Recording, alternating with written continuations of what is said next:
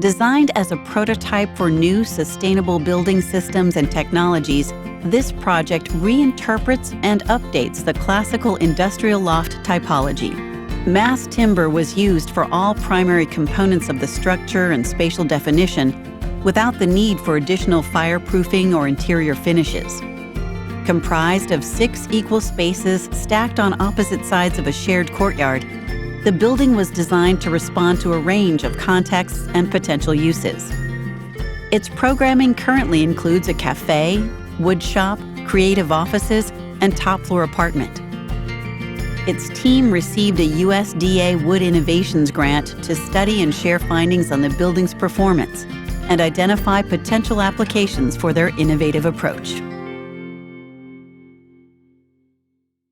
Thank you to our funding partners, our sustaining partners, and our market development partners. Congratulations to all the 2023 WoodWorks Wood Design Award winners.